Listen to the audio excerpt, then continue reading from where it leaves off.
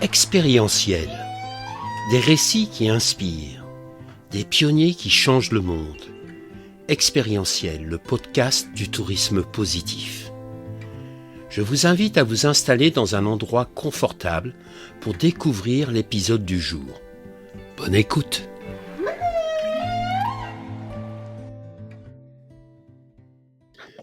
Bonjour Sophie, bonjour Romain. Enchanté de vous retrouver tous les deux. Bonjour. Bonjour François. Aujourd'hui, Romain est notre invité. Alors Romain, on se connaît depuis quelques années, à différentes expériences de vie, l'un et l'autre. On s'est rencontrés par hasard, alors que tu débutais Monastera et tu réfléchissais comment justement construire Monastera. Tu nous expliqueras un peu plus tard ce que c'est Monastera.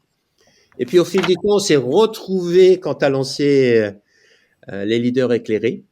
Et puis là, on s'est retrouvés à nouveau à travers Lumia, que tu as rejoint et tu nous en diras un peu plus. Voilà. Donc, c'est marrant, les parcours de vie, c'est vraiment sympathique. Et puis voilà, on s'est retrouvés toujours comme si c'était facile. Ça montre que les relations peuvent être très élastiques et je pense que ce qui est important, c'est justement de permettre l'élasticité, d'autoriser l'élastique à être flexible. Et il y a des moments où on est proche, il y a des moments où on est plus éloigné, etc. C'est très sympa. Bah écoute, Romain, je te propose de te présenter tout simplement. Ah oui, allez. L'exercice souvent le plus difficile, mais on va dire un peu formel ou informel. Écoute, moi je suis un homme qui avance comme il peut dans la vie, on va dire comme ça, un homme qui a 52 ans. Donc je vis en Provence, je suis marié, j'ai 3 enfants. Effectivement, j'arpente, on va dire, depuis une dizaine d'années. Ça va faire 10 ans, presque jour pour jour, que j'ai basculé de vie, on va dire, ou fait un virage de vie assez significatif. Et donc, j'explore, en fait, depuis une dizaine d'années, comment est-ce que les hommes et les femmes de l'entreprise, parce que c'est de là d'où je viens, moi, mais peuvent d'une certaine façon renouer avec eux-mêmes, réinviter un mot qu'on n'utilise pas en entreprise, qui est le mot sagesse, par exemple, réinviter ou créer une nouvelle forme de sagesse plus moderne et adaptée aux enjeux qui sont les nôtres, pour que finalement ces hommes et ces femmes quelque part se lèvent, regardent les enjeux du monde et décident d'entamer la transformation de l'organisation. Pour que cette organisation elle se remette à servir peut-être non pas des chiffres ou des croissances ou des métriques quantitatives ou matérielles, mais ce qui est vivant, ce qui est important, pardon, c'est-à-dire la vie peut-être, comment nous les êtres humains on a envie de faire société et comment nous les êtres humains on peut faire société, avoir un projet ensemble, s'accomplir dans ce projet et tout ça dans le respect du vivant et plus que du respect d'ailleurs dans la joie d'être dans le vivant, d'être dans une nature. Moi je m'émerveille très régulièrement de la beauté de la nature, de la beauté du monde. Hier c'était en rentrant sur l'autoroute, j'habite près d'Aix-en-Provence et il y avait un coucher de soleil sur l'étang de Berre. Et voilà, c'est là, et tout est là en fait. Donc voilà, donc c'est un chemin qui m'occupe depuis une dizaine d'années. Ça fait suite à, on va dire, 15 premières années dans le monde de l'entreprise, où j'ai travaillé au départ, après une école de commerce, j'ai travaillé 8 ans dans les nouvelles technologies, dans différentes startups américaines, californiennes, enfin voilà, dans tout ce qui était vague Internet. Et puis, j'ai monté, quand j'ai eu 30 ans, j'ai fait on va dire qu'il y a eu un premier soubresaut de mon être. Alors je mettais pas du tout les mêmes mots à l'époque. Ma spiritualité était, je sais pas si c'est le mot éteinte, mais en tout cas elle était pas au premier plan de ma vie. Mais il y avait quand même quelque chose en moi qui disait, mais il y a le monde que j'ai vu rencontrer là, le monde économique, le monde de l'argent, de la croissance, de la course folle vers la technologie. Il y a un truc qui était oublié là-dedans, c'était l'humain. J'avais vécu des choses intéressantes, on va dire. Et donc j'ai monté une première entreprise qui est devenue un des pionniers dans la prévention des risques psychosociaux, qui est devenue la qualité de vie au travail.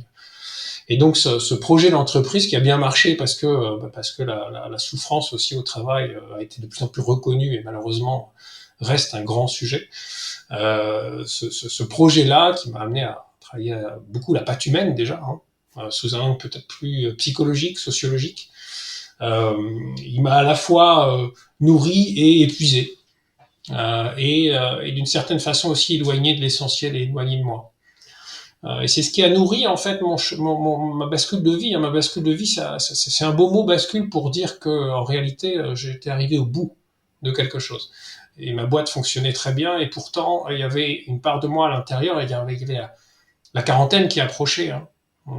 C'est quand même une des choses qui ne relève pas que des magazines euh, grand public. C'est quand même des étapes de vie. C'est quand même des rencontres avec soi, cette quarantaine, cette cinquantaine. Et moi, il y avait quelque chose qui disait, c'est chouette, tu as réussi, on va dire, socialement, ta boîte tourne, tu es reconnu, et pourtant, il y a quelque chose qui cloche. Il y a quelque chose qui cloche, il y a quelque chose qui est plus vivant en moi.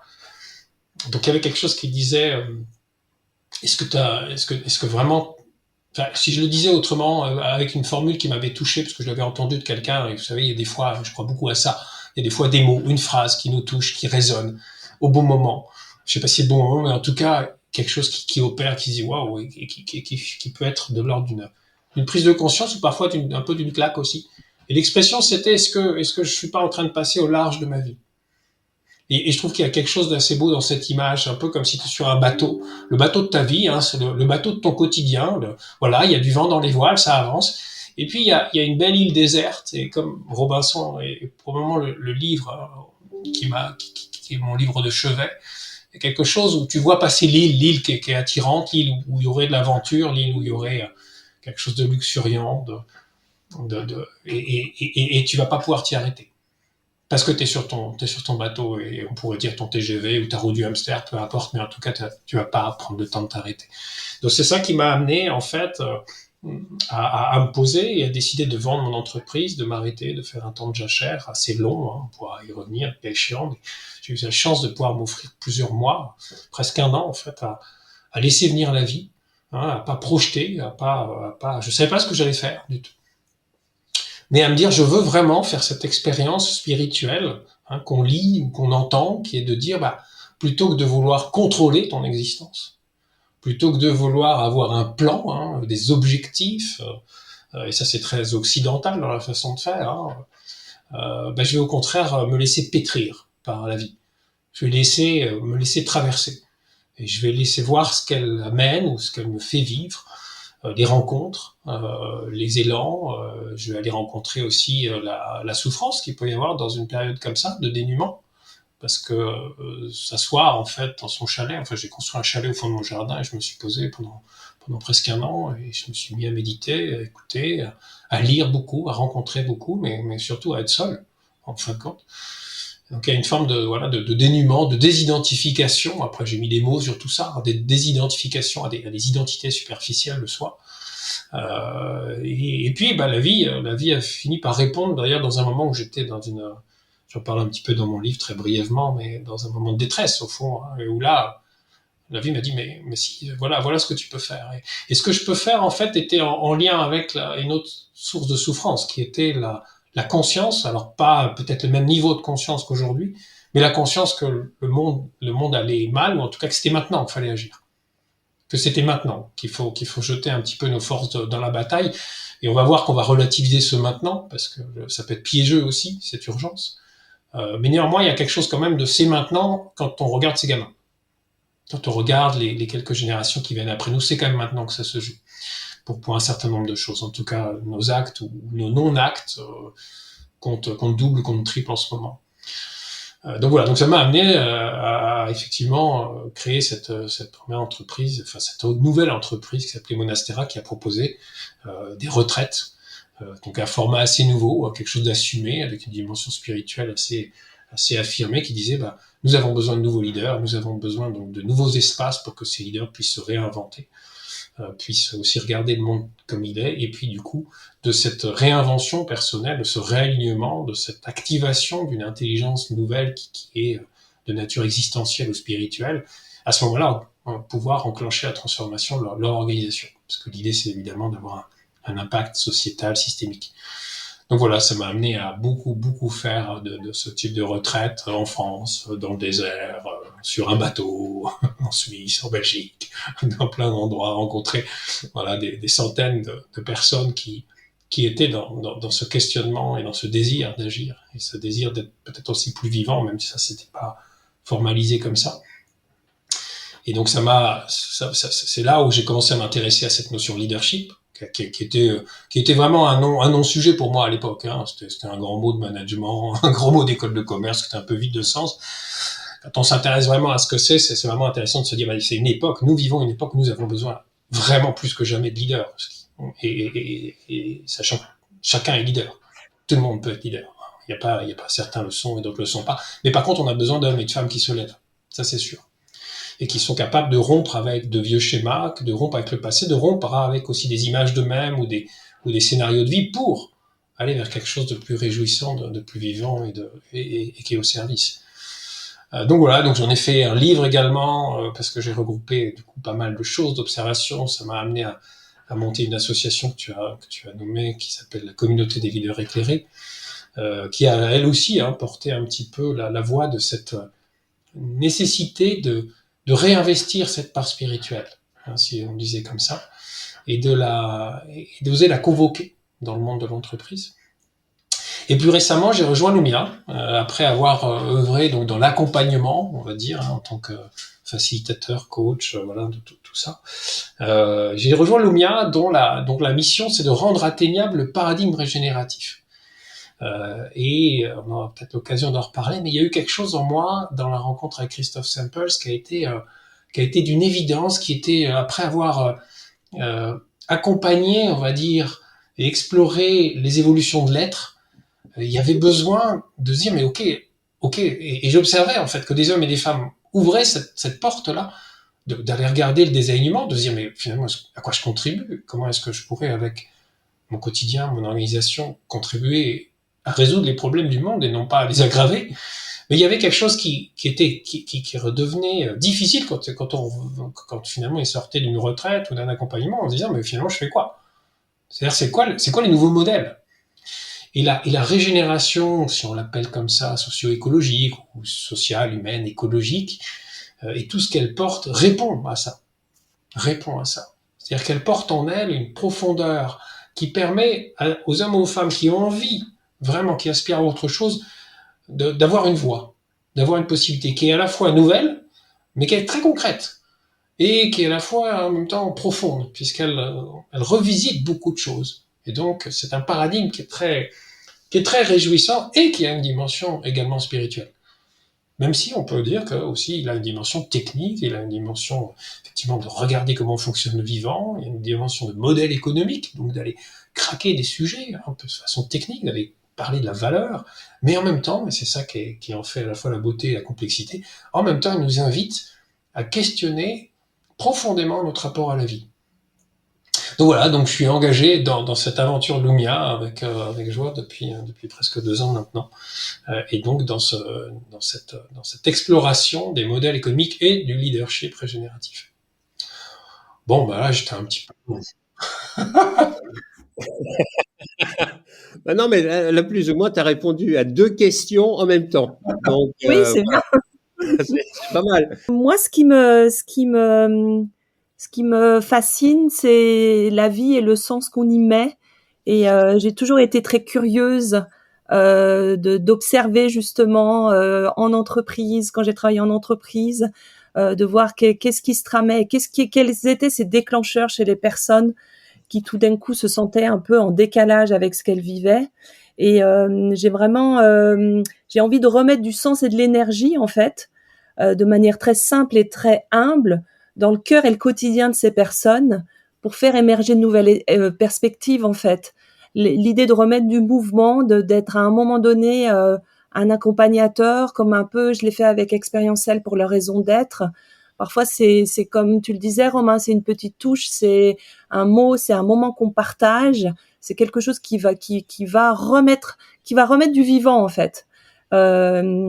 Et voilà. Et à travers donc l'intelligence collective, qui permet vraiment de mettre en avant des processus collaboratifs, qui permet à chacun de prendre sa place. Et cette intelligence spirituelle qui vient s'additionner en fait. Hein. Elle vient pas remplacer, parce que parfois les gens disent mais est-ce qu'on remplace? Non, on remplace pas. On remet cette dimension un peu au cœur pour remettre du sens en fait. Et Romain, j'ai envie de te demander, donc tu parlais de parfois les déclencheurs qu'on peut avoir dans notre vie ou dans nos transitions de vie qui font qu'on se sent pas tout à fait à notre place. Mais est-ce que tu rencontres aussi des personnes qui n'ont pas forcément un grand déclencheur, mais qui ont cet appel en fait à vouloir contribuer et à vouloir être acteurs de ce qu'ils vivent et de ce qui est autour d'eux en fait? Oui, je pense faut éviter je dirais, de généraliser en disant tout le monde passe par les mêmes phases et il y a qu'un chemin quelque part où j'ai rencontré beaucoup de gens qui finalement ont un engagement sociétal euh, et qui font des choses très concrètes dans l'organisation ou dans différents environnements, qui ne sont pas forcément passés par une phase ni de souffrance, ni de désalignement, ni forcément d'introspection. Et donc, pour qui il y a quelque chose d'assez naturel, et peut-être qu'il y a peut-être deux cas de figure, ou en tout cas, il y a des gens en fait pour lesquels il y a un système de valeurs qui est déjà dès l'enfance tellement installé, un système de valeurs qui peut être par exemple altruiste, qui peut être de respect de l'humain, qui peut être de respect de la nature. Hein. Quand on creuse, d'ailleurs, c'est intéressant de voir que il y a beaucoup de dirigeantes qui font des choses géniaux. Quand tu leur dis, t'as fait quoi dans ton enfance? Beaucoup ont fait du scoutisme, par exemple. C'est rigolo. Donc il y a des graines qui sont installées dans nos histoires, je pense, qui fait que pour un certain nombre de gens, il y a quelque chose d'assez naturel. Néanmoins, ces gens-là, pour qui c'est naturel, à un moment donné, sont aussi amenés à évoluer parce que la complexité en fait des enjeux qui sont face à nous font que même un système de valeurs qui était bien ancré a hérité de lunettes, si je disais comme ça, sur le monde, qui soit étaient partielles, soit sont plus non plus adaptées. Mais donc on va dire qu'il y a un moteur naturel chez certaines personnes qui, pour X raisons, n'ont pas été prises dans des mécanismes, on va dire, égotiques ou un peu moins, on va dire. Et puis, pour beaucoup d'autres, j'ai envie de dire, il y a quand même ce tiraillement qui est le démarrage. Et je pense qu'il faut ma perception, c'est que ce tiraillement est de plus en plus fort. Et c'est quoi le tiraillement, si on essaye de le nommer, hein, sans trop caricaturer? Mais c'est une conscience de plus en plus forte et quasi incontournable du fait que le monde va pas bien, que les enjeux sont énormes. On va parler du réchauffement climatique pour simplifier, mais les enjeux sont multiples. Il n'y a évidemment pas que ça. Mais c'est-à-dire le sentiment plus ou moins conscientisé que nous sommes au bout d'une étape civilisationnelle en tant qu'humanité, et que c'est aussi notre enjeu, c'est aussi un enjeu de survie, en fait, de l'humanité. Il y a ça qui monte à des niveaux plus ou moins conscients. Mais c'est là, hein. C'est là, il suffit d'allumer la radio, c'est là, il suffit de parler avec son boulanger, c'est là, il suffit d'ouvrir la fenêtre et de voir qu'il n'a pas plu, et c'est là. Et puis, en même temps, la grande majorité de nos concitoyens, de nos congénères, restent prisonniers d'un modèle qui continue d'accélérer, si on disait comme ça. Et d'un modèle qui est basé sur des représentations de ce que c'est que d'avoir une vie réussie, donc des représentations peut-être d'accumulation, de sécurité, qui a été basé pendant longtemps sur des dogmes comme celui du progrès, lui aussi qui est un peu mis à mal parce que aujourd'hui, pour la première fois, on se dit que nos enfants vont moins bien vivre que nous. Hein. Alors, donc, il y a tout un pan en fait de la logique du progrès qui s'effondre un peu quand on regarde ça. Donc voilà, il y a tout plein de choses. Et donc ce tiraillement entre ce que je fais au quotidien, ce à quoi je contribue. J'entendais une fois dans une conférence en Suisse, j'avais trouvé l'expression assez raide mais assez parlante. Il y avait un conférencier qui disait finalement au fond on travaille tous un peu pour Monsanto. Quand il disait ça, il disait on travaille tous un peu pour une entreprise qui quelque part quand même continue de contribuer à un modèle qui est aujourd'hui destructeur des grands équilibres. Et qui crée certes de la valeur, mais pas forcément de façon égalitaire. Et donc, vous voyez, il y a, je pense, ce phénomène-là. Alors, voilà, j'ai envie de dire, là, on a affaire à des gens qui de plus en plus aujourd'hui cherchent des solutions. Comment est-ce que je sors de ça? Comment est-ce que je pourrais me regarder dans la glace? Comment est-ce que j'arrête? Parfois, ça commence par un conflit de valeurs, en fait. Ça veut dire, je peux plus. Et quand on a des jeunes dans les universités qui disent quand est-ce que vous allez vraiment nous enseigner ce qui compte et pas nous enseigner le monde d'avant, hein, avec ça, voilà, il y a quelque chose d'un cri comme ça qui s'exprime. Hein, les jeunes expriment plus fort le cri qu'on peut pas continuer dans cette dissonance là, si je le disais comme ça. Donc il y a une dissonance cognitive, et puis il y a de façon plus subtile une dissonance spirituelle. C'est-à-dire qu'il y a une part de nous qui est en train de se réveiller et qui dit mais est-ce que c'est ça ce que nous voulons vivre, ce que je veux vivre? Est-ce que c'est ça? Est-ce que c'est le schéma des parents? Est-ce que c'est le schéma d'une vie qui est réussie principalement aujourd'hui sur un plan matériel ou sur un plan hédoniste? Et c'est ce que nous vend aujourd'hui, entre guillemets, la publicité, c'est toujours cette espèce de promesse que c'est en ayant quelque chose ou en vivant quelque chose de plus que je vais combler cette part de mon être qui aspire à quelque chose, qui aspire à grandir ou qui aspire aussi à contribuer. Donc voilà, tu vois, je pense que quand même quand on ouvre, je continue d'ouvrir beaucoup de cercles qui parlent de ça, qui nomment ça, d'hommes et de femmes, assez vite, et on peut aller regarder aussi les travaux de Joanna Macy, depuis des décennies, assez vite on se rencontre dans notre humanité. C'est-à-dire qu'on se rend compte dans ce qu'on vit, c'est-à-dire qu'on voit qu'on vit les uns les autres des choses non pas identiques, mais où on voit des lignes de force assez similaires. Ça montre aussi la complexité de la situation. C'est-à-dire qu'on est tiraillé vraiment entre différents systèmes et la perfection n'existe pas. Et il faut l'accepter aussi. Je pense que ça, c'est quelque chose d'important. Je veux dire, on cherche toujours à aller vers une certaine forme de perfection. Et donc, c'est plus ou moins d'aller vers une forme d'extrême aussi. Mais aujourd'hui, il y a, par exemple, ne serait-ce qu'à parler des énergies fossiles, pour se déplacer, nous en avons besoin, quoi. Et donc, il y a ce conflit de système, il y a ce conflit intellectuel aussi, sur lequel le citoyen lambda qui a envie de bien faire, des fois se rend compte qu'il y a des limites aussi. Donc, c'est comment aussi progressivement accepter. Il y a peut-être ça aussi. Et accepter, je ne dis pas qu'il faut accepter la situation telle qu'elle est, mais accepter le fait que dans tout ce qu'on fait, ce n'est peut-être pas parfait, mais ce qui est important, c'est de faire. Et surtout de ne pas rechercher cette perfection. C'est de dire, voilà, il y avait une amie qui m'avait dit, pour faire un chemin de milieu, il faut faire un premier pas. Et donc, c'est pas de dire, non, moi, je peux pas, je suis obligé de prendre la voiture ou quoi que ce soit pour me déplacer parce que j'habite à tel endroit, etc. Mais de se dire, oui, ok, tu es obligé de prendre la voiture. Bon, c'est un fait. Mais par contre, est-ce qu'il n'y a pas d'autres choses que tu pourrais modifier, justement, où là, tu peux agir à ton niveau? Qu'est-ce que tu en penses, toi? Déjà, je pense que je suis comme toi, où je suis pris, je suis en quête de cohérence et je suis en constat permanent que je ne suis pas cohérent à tous les endroits. Et quand ce mécanisme vient m'attraper, ou quand d'autres, parce que l'entourage est aussi en général sans pitié sur ça, c'est-à-dire à pointer le fait que là t'as pris l'avion par exemple, ou que t'as fait un écart dans ton régime végétarien, il y a l'entourage est prompt en fait à regarder ça. Je pense que si on tu vois, tu disais perfection, il y a autre chose qui me vient comme image, c'est on est en recherche d'équilibre. Et l'équilibre en fait n'existe pas. En fait, l'équilibre n'est qu'une succession de déséquilibres.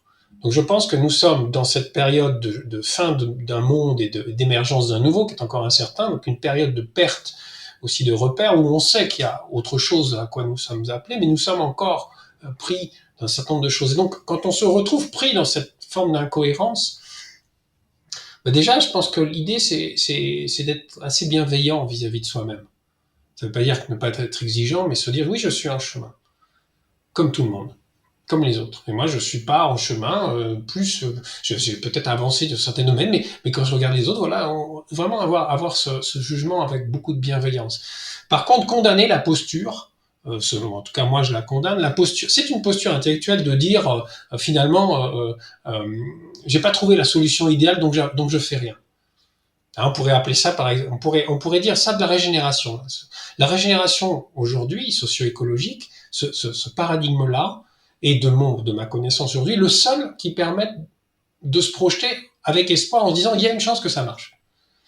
Mais ce paradigme est nouveau. Donc il y a beaucoup de postures intellectuelles de dirigeants qui vont dire, premièrement, avoir un peu de cynisme, mais deuxièmement, dire, attendez, amenez-moi des preuves, amenez-moi des cas d'entreprise, amenez-moi tout ça.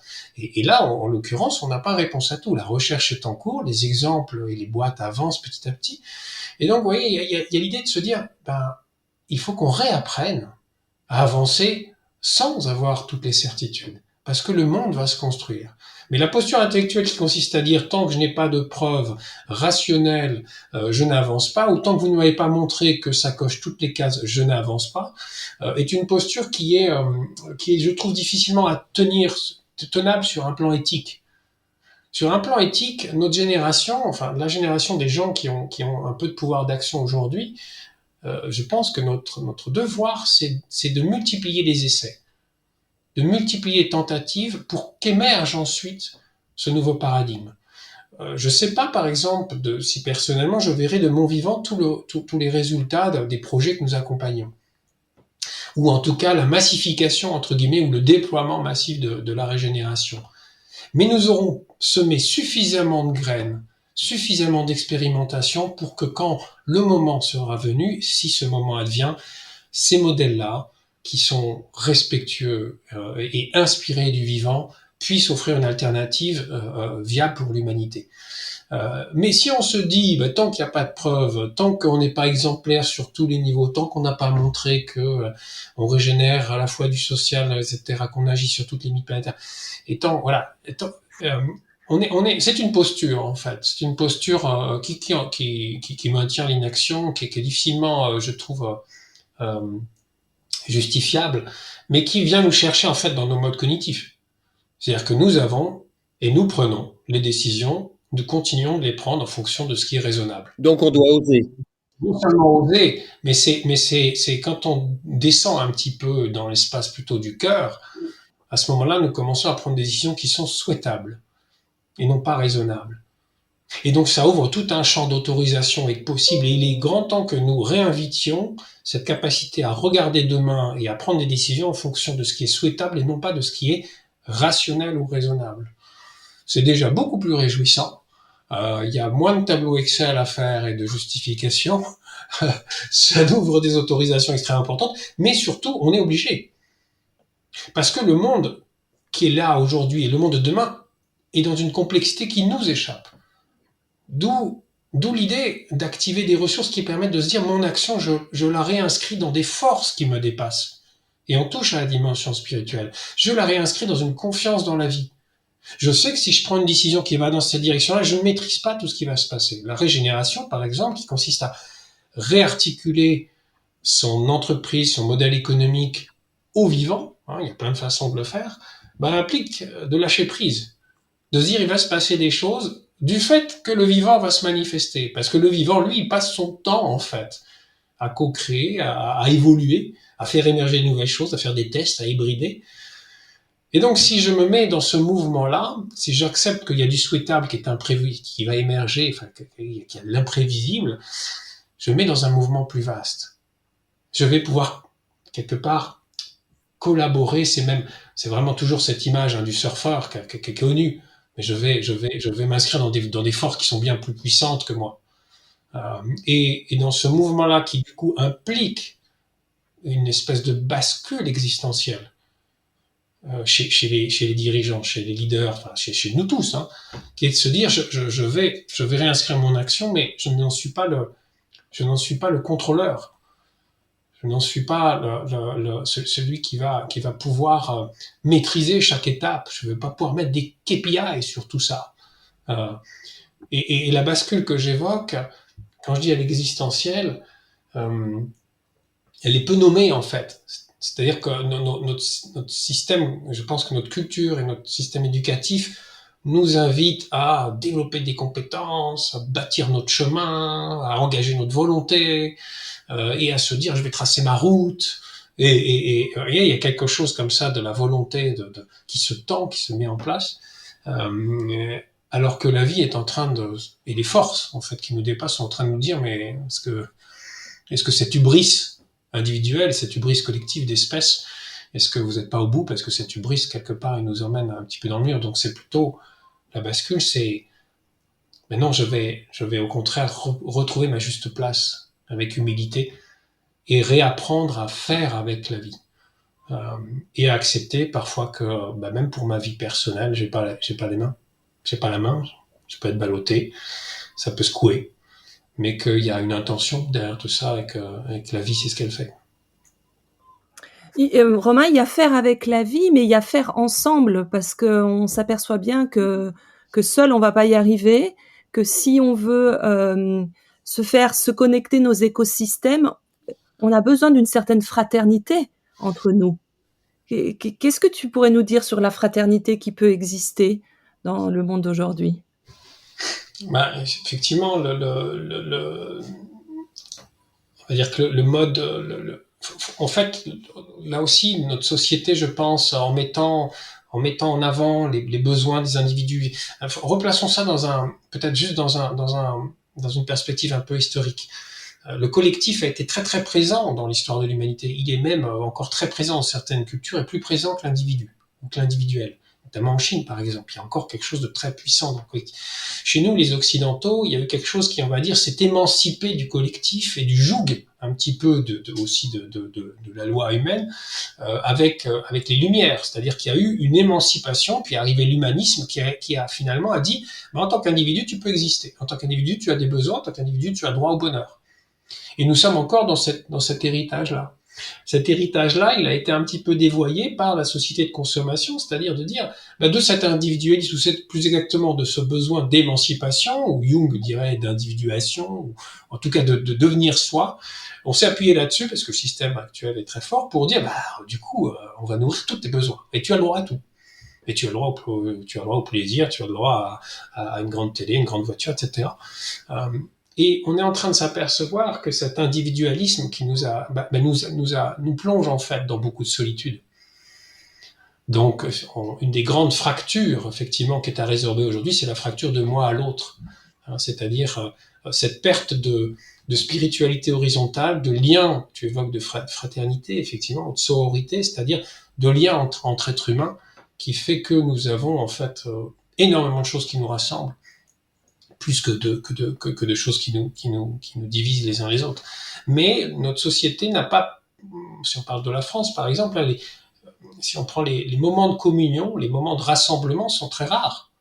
Et quand je mets de communion, c'est-à-dire j'utilise le mot, sans forcément utiliser le mot chrétien ici, mais finalement les moments où tu sens que tu fais partie d'un tout d'humain, où tu te retrouves, où tu chantes, où tu danses, on voit à quel point on reconnaît très vite cette communion-là, ne serait-ce qu'au stade ou à un concert, c'est génial. Sauf qu'en dehors du stade et des concerts, si vous n'allez pas à la messe, vous n'avez pas d'autres pratiques spirituelles, vous êtes seul au quotidien. On est seul. Alors, heureusement, l'entreprise est un collectif, par exemple.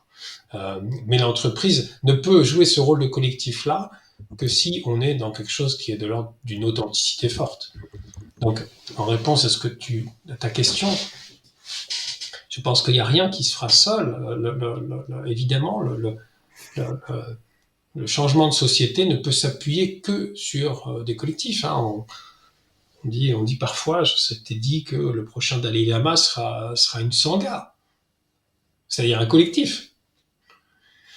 Donc il y a besoin de renouer cette force collective, indéniablement. Seul, je veux dire, on n'arrive pas à grand-chose. Donc, comment est-ce qu'on maintient des liens ? Moi, je crée cette communauté pour justement manifester ça. Le fait que même si les uns les autres nous avons à porter en tant que leader ce changement que nous voulons voir advenir, il est extrêmement important d'avoir ces liens-là, de nourrir ces liens, d'être riche de nos liens, de pouvoir revenir à une source, aussi à des groupes où on va pouvoir être soutenu, où on va pouvoir partager nos apprentissages, et on va pouvoir effectivement manifester aussi l'intelligence collective qui ne peut opérer que si il y a un travail équilibré entre leadership et collectif, on va dire, hein. C'est-à-dire un collectif où chacun peut s'exprimer et prendre sa place, hein. Quand tu as parlé de communion nationale, etc., ayant vécu longtemps à l'étranger et être revenu seulement il y a une dizaine d'années, j'ai trouvé en effet que notre société était extrêmement divisée, surtout par rapport à ce que j'avais pu vivre en Asie, où il y avait un lien complètement différent, justement cette solidarité entre déjà dans la famille, à travers intergénérationnel, mais aussi en communauté, etc. Et tu parles de communion, justement, moi la question que j'ai, et parce que je me la pose souvent et je ne sais pas comment, mais et je ne vois pas dans les pouvoirs politiques, quels que soient les bords, justement, cette capacité à rassembler les gens autour d'un projet commun, où on sent vraiment cette communion, cette fierté d'appartenir à quelque chose. Euh, Qu'est-ce qu'on aurait besoin de faire justement pour rassembler la société autour d'un projet commun et de retrouver cette communion, pas seulement quand on gagne la Coupe du Monde? Oui. Alors écoute, tu poses une question très large qui à plein d'endroits excède à la fois mes compétences et puis mes réflexions, enfin qui les dépassent, mais euh, je pense que ça a été beaucoup dit, hein, ce qu'il manque, nous sommes en panne en fait d'imaginaire aujourd'hui. Nous sommes en panne d'imaginaire. Harari le dit très bien, Homo sapiens s'est imposé en fait et s'est développé parce qu'il a cette capacité à conceptualiser un futur possible et à diriger l'action en fonction d'un futur possible, d'un imaginaire possible, d'une vision. Le problème de la vision aujourd'hui, c'est que déjà je pense que nous avons perdu notre capacité à rêver d'une certaine façon.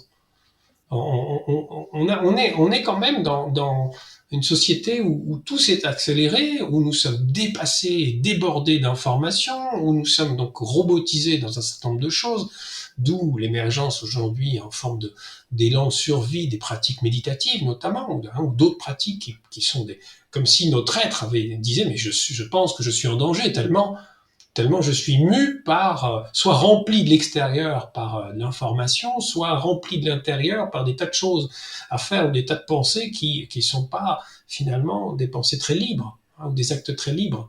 Donc on a très peu d'espace dans nos vies aujourd'hui pour laisser l'imagination et rêver demain. Et ce qui est assez effrayant, je pense que c'est nos politiques, puisque tu les évoques, pour les avoir un tout petit peu côtoyés, je suis pas un expert de ce monde-là, mais ils nous donnent pas l'impression de prendre du recul. Ils nous donnent l'impression d'être encore plus réactifs. Donc il y a un déficit de leadership, une faillite du leadership, à la fois en entreprise et évidemment aussi dans le monde politique. D'où, à un moment donné, la question qui est quand même de se dire, tant que je crois qu'on ne changera pas grand-chose du monde si on ne décide pas à un moment donné de descendre du cheval. Le cheval, il est au galop. Si je continue à être au galop et que j'espère pouvoir aller dans un monde différent, je me berce d'illusions, je crois. Et ces moments-là où on descend du cheval, ou ne serait-ce qu'on ralentit, il se passera rien si on ne réapprend pas à faire ça.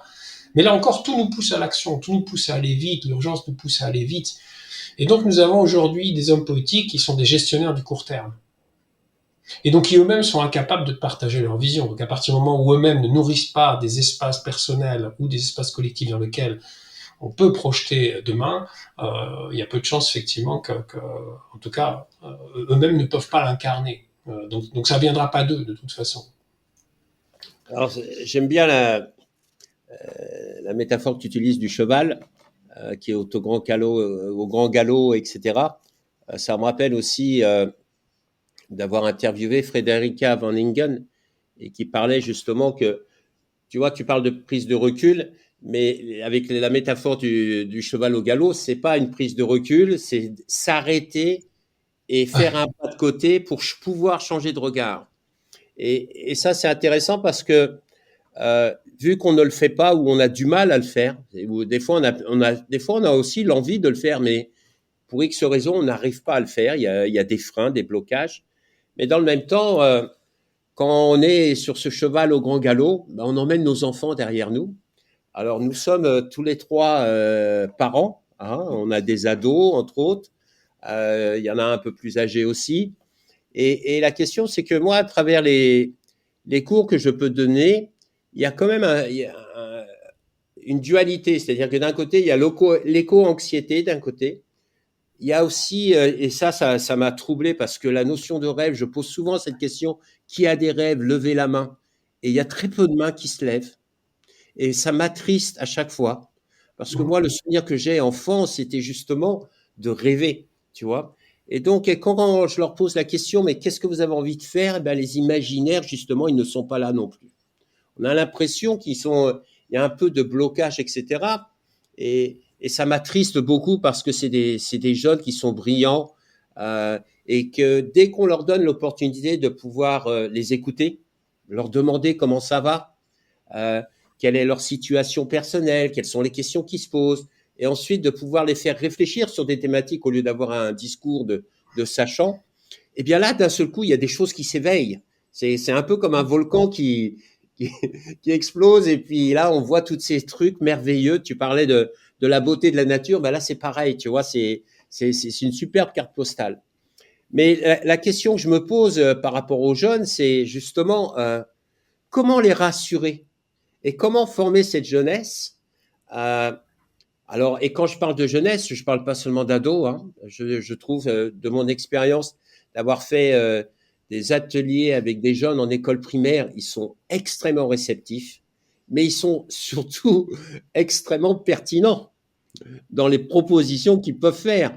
Et eux, il n'y a pas de filtre. Je veux dire, ils chahutent même les croyances de leurs parents. Moi, je me souviens avoir fait un programme avec Déborah Pardo, où j'ai les mères de l'école qui sont venues me voir après et m'ont dit, dis donc, François, t'as mis la pagaille dans la famille, là. J'ai mon fils ou ma fille qui me dit, pourquoi tu fais ça, papa? Pourquoi tu fais ça, maman? Oui, bien sûr. Donc, moi, j'aimerais savoir, à ton avis, qu'est-ce qu'on pourrait faire justement pour ces jeunes, pour les accompagner, parce qu'on se rend compte quand même que le système éducatif dans l'état actuel, il a quand même quelques limites. Oui, c'est que tu disais qu'est-ce qu'on peut faire pour les accompagner, tu parlais de rassurer. Je pense que premièrement, le monde dans lequel ils arrivent n'est pas simple. Et qu'à un certain niveau, ils ont compris, alors pour eux, presque nativement, qu'il y a quelque chose qui se termine. Ils l'ont même peut-être déjà acté, de façon plus ou moins consciente. Et donc, l'incapacité à rêver demain, c'est parce que peut-être que déjà, il y a cette insécurité qui dit comment se projeter demain alors qu'on sent bien qu'il y a des problèmes, il y a des problèmes qui sont inédits. J'ai l'impression que la première chose qu'on doit faire, c'est déjà de regarder le réel en face. C'est-à-dire de leur montrer que nous, on regarde le réel en face. Nous, ceux qui sommes un peu plus vieux, on tergiverse pas, on est dans une forme de radicalité sur le constat. Le pire, je pense, pour les jeunes, c'est de voir leurs aînés donner l'impression d'avoir compris, mais ne rien changer, en fait. Ça serait assez désespérant parce que ça veut dire qu'en gros, après nous le déluge, c'est ça qu'on leur enverrait comme message. Et puis, du coup, les représentations paternelles, maternelles, donc notamment également de sagesse que les aînés peuvent représenter, elles volent en éclats aussi. Donc, on rajoute de l'insécurité par notre non-action, on va dire. On rajoute de l'insécurité parce qu'ils disent, mais au fond, nous, on arrive dans le monde qui est complexe, on voit bien que c'est le bazar, mais en haut, ils donnent pas l'impression en plus, parfois, ils nous renvoient même le message que nous, on a compris qu'on a des niveaux de conscience plus élevés et qu'ils ont foi en l'avenir grâce à nous. Vous voyez, le renversement qui est assez insupportable, d'ailleurs, je trouve. Donc, je pense que en tout cas, je vais parler plutôt sur ce que j'essaye de faire en toute modestie en tant que père et de voir, en toute humilité. Je pense que la chose principale, c'est de poser des actes. Je crois que le reste, au fond, ils regardent les actes, comme tu le sais. Hein, les enfants nous observent en permanence. Donc ils regardent les actes que nous posons ou que nous ne posons pas. Je pense que les grands discours fonctionnent moyennement. Ça dépend après de quel type d'âge on parle, mais je pense que y a les actes et puis il y a l'énergie de l'engagement que nous mettons. Et je crois vraiment que ce qui peut être aidant, en tout cas moi ça me soutient, et c'est ça qui me soutient aussi dans mon propre engagement quand parfois ça vacille ou quand il y a un petit peu d'épuisement ou de doute, c'est de me dire mais le minimum qu'on doit faire, c'est de montrer que nous sommes engagés corps et âme dans le changement. Nous n'avons pas les solutions. Nous sommes aussi dépassés, il y a quelque chose qui est de l'inconnu, mais dire voilà que nous accusons réception, qu'il y a un monde qui est à faire émerger maintenant et que nous y mettons notre cœur, avec nos limites. Et je pense que déjà qu'ils ressentent ça, et peut-être pas tout le monde, mais qu'ils ressentent que certains adultes ou des gens qui ont des cheveux blancs comme nous se relèvent, ont de l'énergie, ouvrent le cœur, et ils vont, et ils vont sans... je pense que moi c'est une chose qui me choque, c'est la place qu'on donne aux jeunes au fond, en réalité, dans notre société. C'est-à-dire qu'on a des jeunes qui sont en train d'hurler leur souffrance et leur peur, et au lieu effectivement de l'écouter et de se mettre à côté d'eux, une grande partie de notre société s'agrippe à conserver à conserver le plus longtemps possible une société qui on sait est à bout de souffle. Donc aujourd'hui, oui, on a des énergies de conservation. Dernier point peut-être, leur montrer que nous remettons en cause, que nous sommes prêts à laisser mourir de vieilles représentations, que nous sommes prêts à dire que nous sommes aussi les uns les autres, et je vais parler pour moi, égarés à certains moments dans des quêtes qui ne sont pas, qui ont contribué en fait non pas à la situation, non pas culpabiliser, mais déjà reconnaître ça. Et donc accepter avec humilité que les lunettes ne sont plus les bonnes. Et ça, c'est très difficile pour les hommes et les femmes qui sont bien installés dans la société, qui ont un certain âge, qui ont un certain pouvoir. Ça renacle. C'est pas facile de se dire, je dois tout réapprendre. Je dois retourner à l'école. Je dois retourner à l'école parce que mes lunettes sur le monde sont obsolètes. Et si je les enlève pas, je contribue à l'aggraver. Donc je pense qu'on peut à minima leur montrer cette humilité-là, leur montrer toutes nos intentions, leur montrer que nous ne minimisons pas le réel, mais aussi, pour compenser un peu ça, leur montrer que malgré cette conscience-là, nous sommes joyeux, nous sommes vivants, alors pas en faire une injonction, mais nous recherchons ça. Nous continuons à rechercher ça. Donc ne pas verser non plus dans une logique sacrificielle ou de rédemption, qui n'est pas non plus très, voilà, qui va pas non plus beaucoup leur donner envie, je pense. Et donc il y a quelque chose, voilà, de composite, je pense, de composite. Et je crois, tu vois que pour finir, je crois vraiment que les jeunes ont besoin de figures comme ça. Quand je dis figures, c'est des figures de proximité, hein, c'est pas forcément des gourous. Ni des dizaines politiques, ni des gens qui ont tout compris, ou des scientifiques. Ils ont besoin de sentir qu'il y a un mouvement. Ils s'inscrivent dans un mouvement. Et s'ils sentent autour d'eux qu'il y a un mouvement, je pense qu'ils diront, ils vont trouver en fait des exemples qui vont dire, oui, c'est possible. Un jeune se construit comme nous, hein, mais encore plus eux par des rencontres. Par un moment donné, des adultes qui ouvrent des autorisations et des possibles. Et donc, il faut faire notre deuil de vouloir passer tout le monde à la moulinette d'un système éducatif qui, de toute façon, est à la peine. Parce qu'il est très lent, en fait. Même si, force est de constater que nos jeunes, très tôt, apprennent le développement durable maintenant. Donc, ça avance quand même dans le bon sens. Tu parlais de sagesse. Et hier soir, avec mon épouse, on parlait comme ça... et je lui disais, tu sais, notre fils, ceci, cela, etc.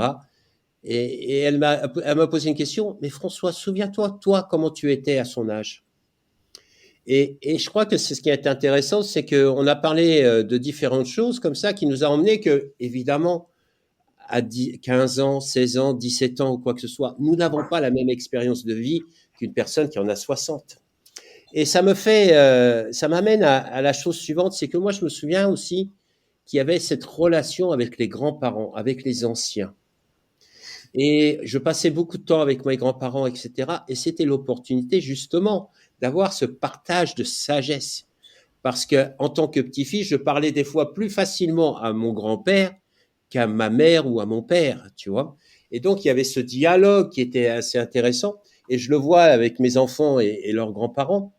Peut-être aussi, il y a cette question de, au fil du temps, on s'est un peu dissocié au sein de la famille. C'est-à-dire que les grands-parents, il arrive à un certain âge, on les met dans les EHPAD ou quoi que ce soit. Alors, je ne vais pas généraliser, je ne dois surtout pas me faire attaquer là-dessus, mais aussi recréer ce lien intergénérationnel.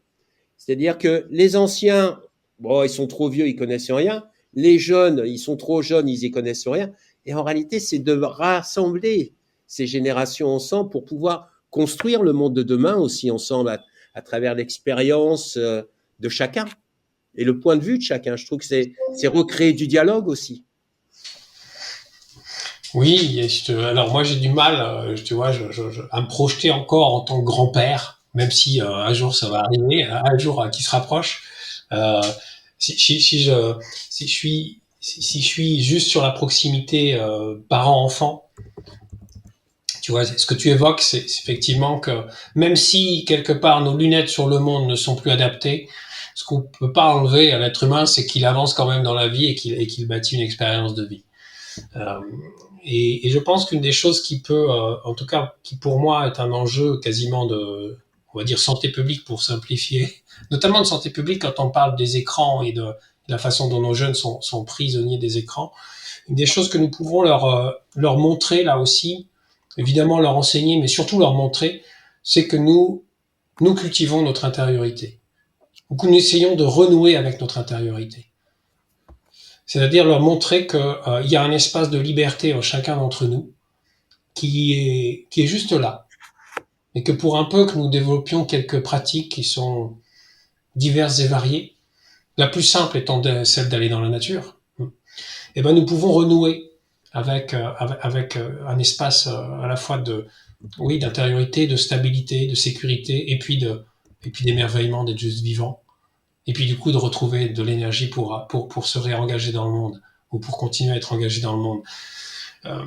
Et ça c'est pas si compliqué à faire. Mais si nous les adultes ou les parents, nous ne montrons pas que nous faisons une part à ça et que nous restons dans un modèle peut-être de loisir, un modèle où on remplit, un modèle où on fait plein de choses. Une des choses moi qui me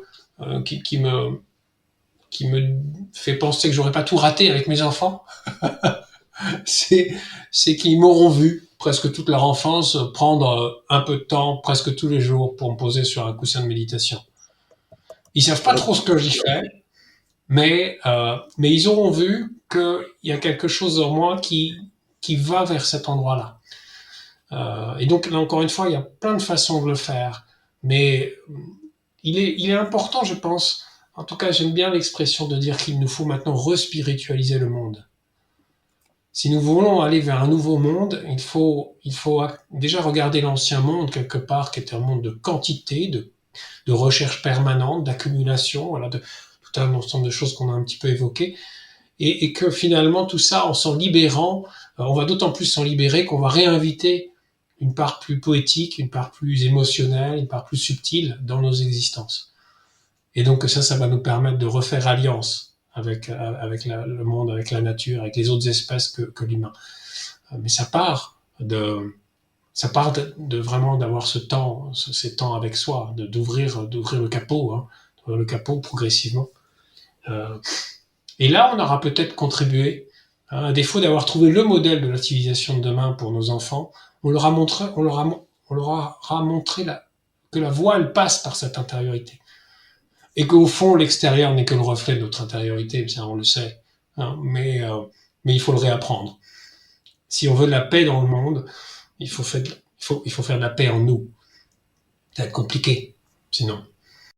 Moi, ce qui me vient, c'est montrer tout simplement notre humanité, dire oui, on a une part de responsabilité dans tout ça, évidemment, mais aussi leur faire confiance.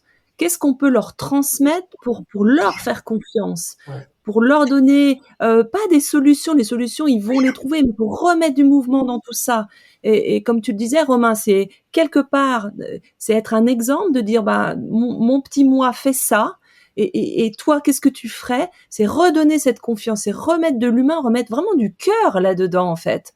Et d'être tout simplement, oui, de nous montrer, oui, on est vulnérable, mais n'empêche qu'on a quand même envie de contribuer, et on vous fait confiance. Je crois que cette confiance à transmettre et à générer chez eux, elle est super importante.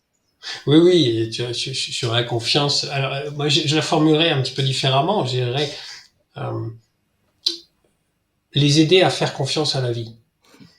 Alors, il y a la confiance en soi, évidemment, qui est la structure, hein, qui va. Et on a tous, en tant que parents, je pense qu'on a tous à cœur que les enfants bâtissent une confiance avec une certaine estime de soi. Mais de façon plus générale, comme eux vont vivre dans le chaos, il y a vraiment l'idée de se dire, ben, je fais confiance dans le fait que la vie est en train d'œuvrer aussi. Et que si je rencontre une difficulté ou une souffrance, c'est pour peut-être la transformer en un apprentissage, et que aussi faire confiance en la vie, c'est faire confiance dans le fait que dans notre humanité aujourd'hui, il y a des millions de gens qui œuvrent déjà à faire advenir un autre monde. Donc c'est aussi d'avoir cette conscience-là que même si parfois l'environnement me montre pas de signes manifestes, il y a énormément d'arbres qui sont en train de pousser dans la forêt. Donc c'est tout ça, en fait, peut-être ce regard-là qu'on peut leur transmettre, qui va peut-être nourrir un socle de sécurité ontologique, en fait, hein, de sécurité de l'être. Et c'est évidemment pas simple, parce que si nous-mêmes nous voient complètement vaciller, donc là encore, hein, je pense que ça, on a un autre rôle à jouer, sinon ce sont des belles paroles. Comment dans les organisations, Romain, on peut faire face à ces différences de temporalité, où les niveaux de conscience des uns et des autres, parfois vont se confronter, ou comment on peut remettre du lien, essayer de trouver un équilibre, pour que chacun s'y retrouve, et que malgré tout on réussisse à faire avancer les choses. Cette notion de temps, comment toi tu l'aperçois? Alors de temps de temps dans quoi? Dans la transformation des organisations? Oui, parce qu'il y a toujours, on nous bassine tous les jours en disant: On n'a plus le temps, c'est trop tard», Ah, et en même temps, comme tu l'as très bien illustré, l'être a besoin du temps pour comprendre certaines choses, et pour arriver à une certaine maturité où on va peut-être plus pouvoir passer à l'acte. Qu'est-ce qu'on fait de cette différence de temporalité entre les êtres dans une organisation? alors tu évoques la différence de perception peut-être par les uns et les autres, c'est-à-dire comment est-ce qu'on mène ces transformations dans le respect de chacun ou dans la temporalité de chacun. Mm. Euh, je mettrais peut-être le sujet à un autre endroit, c'est comment est-ce que on agit avec le plus d'intention et de conviction aussi, hein, pour cette transformation dont on a besoin, sans être prisonnier d'une temporalité, sans être prisonnier de la temporalité des résultats visibles. Mais je te dis ça parce que je pense aujourd'hui que pour beaucoup d'entreprises, les collaborateurs ont envie que ça change vite. Pas forcément d'avoir des résultats vite. C'est là où on se piège. Mais ils ont envie d'entendre que leur entreprise accuse fondamentalement réception de la nécessité d'évoluer pour qu'elle puisse non seulement contribuer au changement sociétal, mais aussi, parce que c'est comme ça que ça se pose dans la plupart des entreprises, assurer sa survie. Parce qu'aujourd'hui, nous sommes entrés dans une période où la pérennité d'énormément de boîtes se pose pour plein de raisons qui sont liées à la fragilité, hein, en fait, des modèles économiques, à la fragilité des chaînes d'approvisionnement, etc., etc. Donc j'ai l'impression qu'il y a une forme quand même d'urgence, entre guillemets, à ce que la note soit donnée, en disant nous allons vers la transformation. Et après, la temporalité, pour ne pas tomber dans un piège, c'est d'accepter qu'il y a une part d'inconnu dans tout ça. D'accepter que certaines transformations, notamment les transformations culturelles, sont longues. On va pas demander aux gens d'intégrer en 6 mois par exemple, l'intégration du vivant dans leurs décisions ou dans leur mode d'organisation. Parce que tout ça, on nous a pas appris à le faire. Donc ça va prendre probablement 1 ou 2 générations pour que nativement, nous pensions à la Terre, aux générations qui viennent, qu'on travaille en s'inspirant des principes du vivant, et que tout ça, ça pétrisse notre quotidien. Ça va prendre du temps. Mais donc il y a encore une fois ici une forme de paradoxe. Il y a, je pense, une attente à ce qu'on se relève les manches, qu'il y ait un cap, entre guillemets un cap, c'est-à-dire une étoile qui soit fixée en disant oui, maintenant nous nous engageons dans un changement profond et on sort des changements superficiels, du greenwashing et de ce genre de choses. Et en même temps, nous acceptons que tout ça, ça va être soumis à des vents contraires, qu'on va tester des choses qui vont pas marcher. Et dans ça, pour reboucler avec ce que tu dis, parce que c'est ce que j'entends aussi dans ce que tu dis, dans ça, j'ai envie de dire beaucoup de bienveillance pour les êtres humains qui vont vivre ces transformations, beaucoup de soins à apporter. C'est-à-dire pas penser que et pas non plus attendre que tout le monde épouse ces sujets. Sur les sujets sociaux, économiques ou sociaux et environnementaux, en fait, les sensibilités des uns et des autres sont pas les mêmes. Et c'est pareil, c'est pas les mêmes en fonction d'un âge, par exemple, ou d'une histoire. Et donc il y a aussi quelque chose ici dont il faut prendre soin, mais avec quand même une direction qui est affirmée.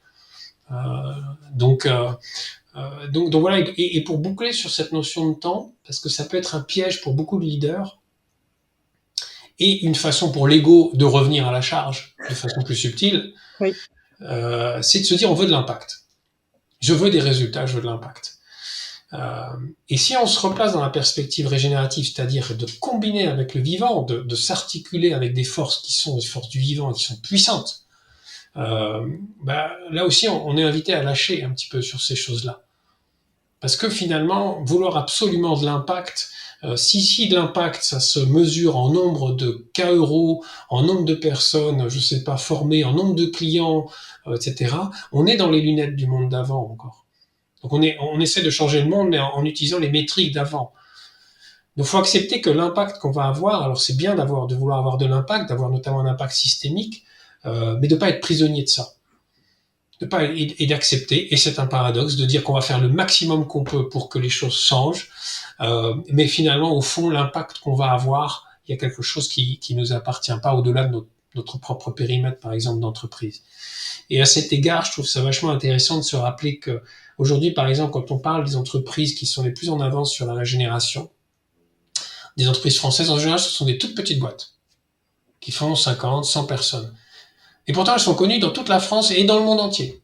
Dans le monde entier, parce qu'en fait, l'information circulant, une innovation d'une petite boîte dans le nord de la France, que je nommerai pas, en fait, toute son histoire pendant des années, elle a été mise en lumière, et aujourd'hui, le monde entier peut y avoir accès.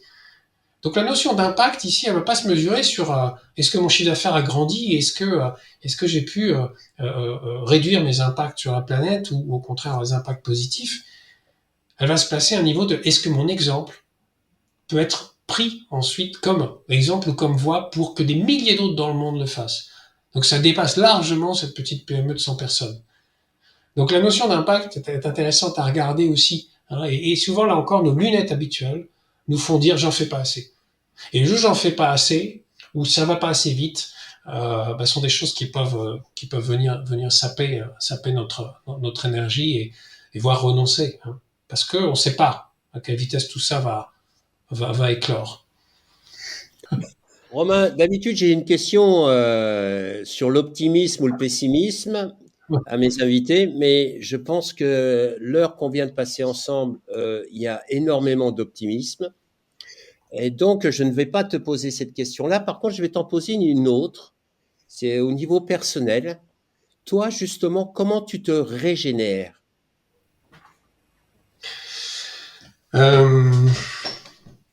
Écoute, moi je me régénère déjà par la nature. J'ai la chance de vivre quasiment en pleine nature. Donc je fais 20 mètres et je suis dans la nature. J'ai la chance aussi d'avoir un jardin, donc d'assez vite pouvoir me remettre dans le rythme du vivant. En fait, la nature nous offre énormément de choses, nous apprend énormément de choses, mais il y a une chose qu'elle fait naturellement et qu'on n'a même pas besoin de conscientiser, c'est qu'elle est restée au rythme de la vie. Alors que nous, les humains, nous sommes déconnectés du rythme de la vie. On court. On est déconnecté de nous. On est déconnecté des saisons. On est déconnecté de plein de choses, de nos rythmes internes. Et donc, il y a une chose, moi, qui m'aide, c'est ça. C'est juste de revenir à cette simplicité d'observer la nature, d'aller parler à un arbre, d'aller regarder mes plantes et de me dire, OK, ça, c'est juste le rythme. Ça m'empêche pas d'y retourner après, de mettre un coup d'accélérateur, mais il y a quelque chose de l'ordre du repère. Après, la deuxième chose qui me régénère, en tout cas une deuxième chose qui me vient comme ça, c'est que je pense qu'on se régénère quand on est soi-même. Et quand on peut, c'est pas quand on est soi-même, on se régénère quand on peut offrir qui on est. Quand on a l'occasion d'offrir ses talents ou d'offrir son art. Dans les peuples, certains peuples amérindiens, on parle de sa médecine. Pas la médecine au sens soigné. La question, c'est quelle est, François, ta médecine? C'est-à-dire, quelle est cette belle chose que tu offres au monde? Et quand tu l'offres au monde, en fait, comme si c'est ta médecine, elle est connectée à ton être vibre. Et ton être n'aspire qu'à ça. Ton être n'aspire. Et donc, à partir du moment où il vibre, bah, effectivement, l'énergie n'est plus un sujet. Et donc, il y a quelque chose qui se régénère. Parce que je reviens dans mon être. Je reviens dans quelque chose pourquoi je suis fait, donc qui est facile, donc qui, au lieu de me prendre de l'énergie, parce que je serais à contre-emploi, ou en train de tirer une charrue, ou en train de porter des montagnes, je suis simplement comme un enfant dans l'expression de qui je suis. Et donc, quand j'ai des moments où je peux, et j'essaie, et je fais mes choix aussi professionnels en lien avec ça, c'est d'avoir ces moments-là. Des moments où je suis dans ma médecine. Et heureux de l'être. Et s'il y a un peu en plus de feedback positif, comme quoi ma médecine, elle sert, du coup, ça fait du bien. Ça fait du bien aux autres. Et moi, ça me permet de me dire, bon, bah, tiens, j'ai encore 2-3 bricoles à offrir, à donner. Et c'est chouette. Super, merci beaucoup. Sophie, tu veux nous faire une petite synthèse là de cette heure passée ensemble? J'ai beaucoup aimé le fait que, au-delà du sujet qu'on veut mettre en avant, au-delà de ce qu'on est en train de créer ensemble derrière ce podcast, on s'est permis d'être nous. Hein. Tu parlais de singularité, Romain. Et parfois, quand je suis dans un cycle un peu de stress ou que j'ai quelque chose, un challenge, j'ai un ami souvent qui me dit Sophie, fais du Sophie et tout ira bien. Et c'est ce que tu disais, Romain. Reviens au cœur de qui tu es, avec toutes les imperfections et toutes les vulnérabilités, mais aussi les forces. Et c'est ça qui nous aidera à avancer ensemble, en fait. Donc, et puis accepter les cycles. J'ai vécu un cycle de rétroaction assez lourd en 2023. Et là, je sens qu'il y a de nouveau du mouvement. Et ben, waouh, j'accueille ce mouvement et je vais pas essayer de le cristalliser. Il est mouvement et ce cycle, voilà, fera son parcours et d'être très humble par rapport à la nature vit les cycles. Hein, elle vit de manière circulaire et nous aussi en fait. Et quand on peut aussi accepter autour de nous qu'il y ait des boucles de rétroaction, que tout le monde ne vibre pas au même niveau, voilà, c'est aussi avoir cette observation fine de qu'est-ce qui bouge en fait. Donc merci, mon cœur vibre et j'ai passé un excellent moment. Donc merci François et merci Romain. Merci Romain pour cet échange extrêmement riche. Moi, tu vois, j'avais l'écharpe au départ, je l'ai enlevée, etc. Je l'ai dit hein, qu'on allait réchauffer ton âme et ton cœur. Exactement. Merci beaucoup parce que moi, ce qui me touche et ce que j'apprécie toujours à chaque fois que j'ai un échange avec toi, c'est justement cette sincérité, mais une sincérité qui vient du cœur et qui est bienveillante. Et ça fait toujours du bien, quel que soit dans l'état mental du moment qu'on peut être. C'est quelque chose qui réchauffe, qui rassure et qui réconforte. Et ce que j'aime bien dans ton discours sur le leadership spirituel, sur l'aspect régénératif, c'est justement, il y a un côté très rassurant. Ça ne veut pas dire que ça cache la vérité ou quoi que ce soit, au contraire, c'est très clair. on comprend. On comprend que c'est pas un chemin facile, qu'il y a des obstacles, etc., mais que d'être dans l'accueil. Et vraiment, c'est un véritable cadeau que tu nous as fait. À un moment, Sophie disait, t'as vu le temps, etc., on arrête, on continue. Et j'ai dit non, on continue. Parce que c'est un vrai, ça fait du bien. Et je trouve qu'en ce moment, on rencontre avec Sophie, on interviewe des gens qui font du bien dans un contexte où justement, c'est plutôt anxiogène. Et on a besoin d'avoir ce genre de message. On en a besoin et ça va nous aider justement à continuer à s'aimer, à faire nos petits pas en avant, à prendre nos décisions et à être beaucoup plus cohérent avec qui nous sommes et avec ce que nous souhaitons partager. Donc vraiment un grand merci Romain pour ce moment.